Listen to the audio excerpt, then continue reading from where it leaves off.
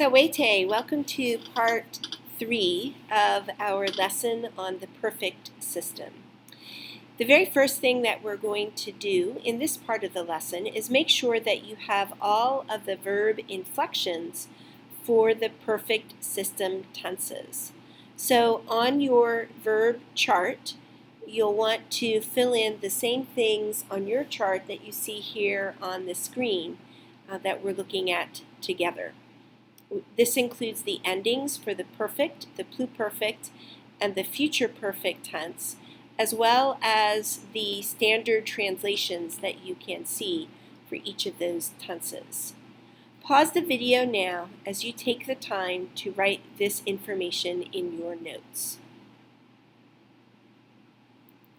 Now that you have the information in your notes, let's talk just a bit about the endings, beginning with what they sound like.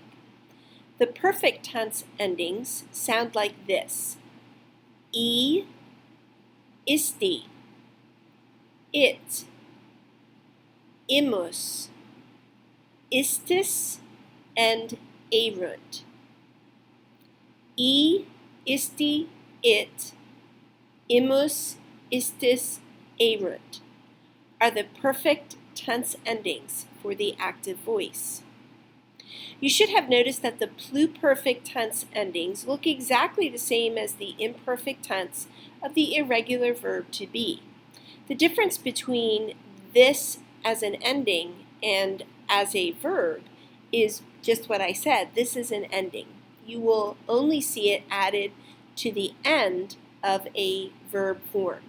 If you see it standing by itself, then you just have the verb to be in the imperfect tense. These endings are eram, eras, erat, eramus, eratus, erant.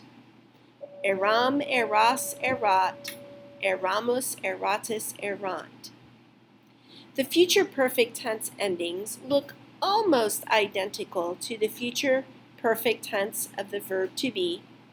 They are ero, eris, erit, erimus, eritus, erint. So we have ero, eris, erit, erimus, eritus, erint as the future perfect tense endings.